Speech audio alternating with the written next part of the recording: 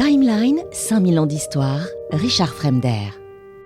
Pour son 5e travail, Héraclès doit se rendre dans l'immense marécage du lac Stymphale en Arcadie, où sévissent des oiseaux effrayants dotés de plumes, de becs évidemment, et de griffes en fer. Ces hideux volatiles hantent les lieux depuis très longtemps, ils dévorent les hommes et les animaux, ils sont si nombreux que quand ils s'envolent, le ciel devient noir. Le héros est donc chargé de les exterminer. Mais la tâche s'annonce pas facile. Ces oiseaux ont été dressés au combat par Arès, le dieu de la guerre, et lancent des dards de fer contre tous ceux qui les attaquent. Et quand Héraclès arrive sur les lieux, ils se sont réfugiés dans une épaisse forêt. Alors comment les déloger ? Héraclès se creuse la tête pendant des heures, ne trouve rien. Heureusement, Athéna, fidèle allié, lui apparaît, lui offre des cymbales en airain réalisées par Héphaïstos, le dieu forgeron. En les claquant l'une contre l'autre, il fait un tel vacarme que les oiseaux pris de panique s'enfuient à tire-d'aile. Mais Héraclès décroche à toute vitesse une rafale de flèches empoisonnées. Les maudits volatiles tombent alors comme des mouches. La tâche suivante, c'est la plus humiliante et la plus dégradante. Il doit se rendre en Élide, au nord-ouest du Péloponnèse, auprès du roi Augias, fils d'Hélios, et qui autrefois avait participé à l'expédition des Argonautes, on en a déjà parlé. Ce souverain puissant possède plus de 3000 bœufs, mais il passe plus de temps à prendre du bon temps qu'à s'occuper de ses bêtes. Donc il n'a pas fait nettoyer les étables depuis 30 ans. Ça y est, c'est devenu une expression, les écuries d'Augias. Les écuries sont envahies par le fumier, elles empestent les environs, ça doit être une horreur, l'odeur nauséabonde qui asphyxie les habitants. Eurysthée lui demande donc de s'occuper de cette tâche ingrate, et pour corser le tout, il doit la réaliser en seulement une journée. En apprenant l'arrivée d'Héraclès, Augias s'empresse de l'inviter pour parler du bon vieux temps, de Jason, de leurs anciens compagnons de l'Argot, etc. Et à la fin du repas, il lui propose de nettoyer les fameuses écuries. En échange, il s'engage solennellement à lui céder 1/10 de ses immenses troupeaux. Et Héraclès s'attelle aussitôt à la tâche. Mais comment évacuer tous ces excréments en une seule journée ? Athéna, une fois de plus, lui souffle une idée de génie. Détourner le cours des 2 fleuves, Alphée et Pénée, et les diriger vers les étables. En déversant l'eau dans les étables, l'eau entraînera dehors toutes les immondices. Le fumier se répand dans les champs et ils vont alors bénéficier d'un engrais excellent. Les écuries sont propres et la journée n'est pas encore terminée. Il vient réclamer son dû auprès d'Augias, mais celui-ci a fini par apprendre qu'Héraclès n'était plus un homme libre, mais un esclave qui agit sur l'ordre d'Eurysthée. De ce point de vue, donc, ça change tout. Il estime qu'il ne lui doit rien. Malgré tout, il a peur de la réaction de l'homme qui est quand même le plus fort du monde, qui a détourné le cours de 2 fleuves en à peine une journée. Il fait quand même mine d'hésiter, il ne veut pas refuser ouvertement. Il appelle son fils, Philée, et il lui demande de trancher. Et le jeune homme répond sans hésiter que son père a promis 1/10 du troupeau en échange du nettoyage des écuries. Héraclès a rempli sa part du marché. Augias doit donc respecter sa promesse. Fou de colère, son père le chasse de son royaume, refuse catégoriquement de donner à Héraclès son dû. Le héros contrôle à grand-peine toute sa fureur. Pour l'instant, il ne peut rien faire, il est un esclave, mais il jure qu'une fois ses travaux achevés, il reviendra en Élide et se vengera du roi Félon. Un petit peu comme la devise du Québec, je me souviens. C'est pas je vais me venger, mais c'est je me souviens qui ouvre encore plus. Donc il y a un peu de ça.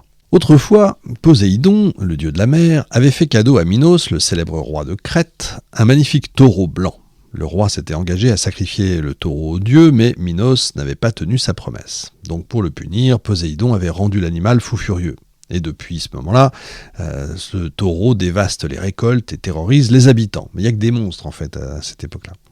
Eurysthée demande à Héraclès forcément de débarrasser l'île de cette bête incontrôlable. Il doit le capturer, le ramener vivant à Mycène. Cette mission l'éloigne de son champ d'activité habituel, qui est le Péloponnèse, et c'est la première d'une série qui va lui faire parcourir le monde. Héraclès réussit à dompter le monstre et à le faire monter sur un bateau en direction de la Grèce. Il le montre à Eurysthée, qui lui donne l'ordre de le relâcher, ce qui est très très malin, puisque maintenant il ravage l'Attique. Tant pis, c'est plus le problème d'Héraclès. C'est un autre héros qui mettra à mort la bête, c'est Thésée, vous le savez certainement. Le roi de Thrace, Diomède, qui est fils d'Arès, possède 4 belles juments, les plus belles de la région. Mais il faut se méfier de ces jolies montures, car leur maître les nourrit quotidiennement de chair humaine. Et oui, Eurysthée charge Héraclès de les capturer et de les lui ramener. Héraclès prend donc la route du royaume de Thrace, au nord de la Grèce, en pays barbare. Et là, le chemin est long. Épuisé, il décide de s'arrêter chez un ami, lui aussi ancien compagnon de l'Argo, Admète, roi de Thessalie. Mais ce qu'il ignore, c'est que le bon roi vit alors une terrible tragédie. Quelques années auparavant, il était tombé fou amoureux de la belle Alceste, la plus jeune fille de Pélias, le beau-père de Jason. Elle était la préférée du roi, qui ne voulait pas s'en séparer. Il avait alors fait courir le bruit qu'il accepterait de la donner en mariage à celui qui parviendrait à atteler ensemble un lion et un ours.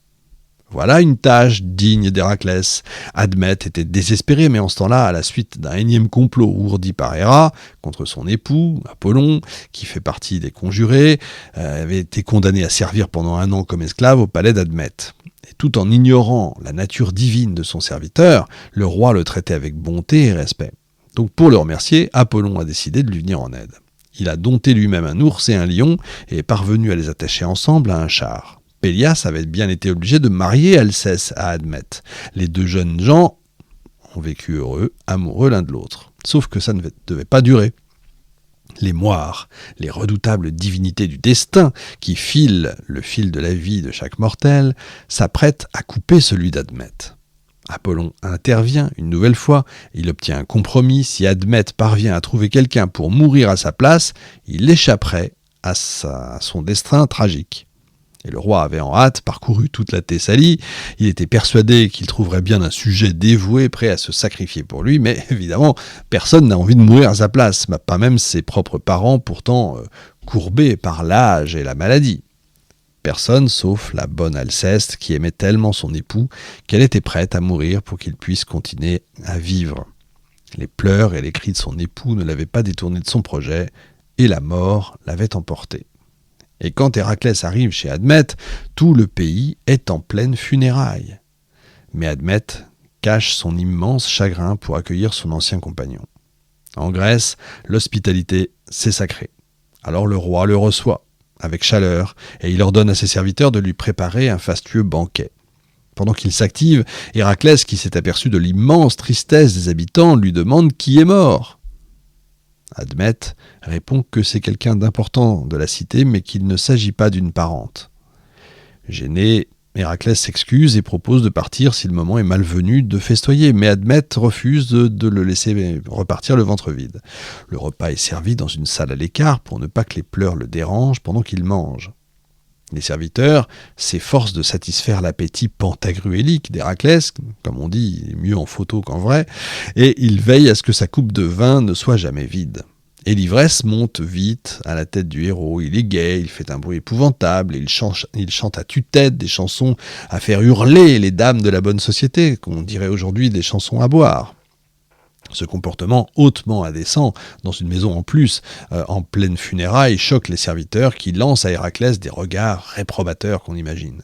Les yeux noirs remplissent le fils de Zeus de fureur. Il attrape l'un des serviteurs et menace de l'étrangler s'il ne lui dit pas ce qui se passe enfin. Pourquoi ces têtes d'enterrement? Mais qui est mort?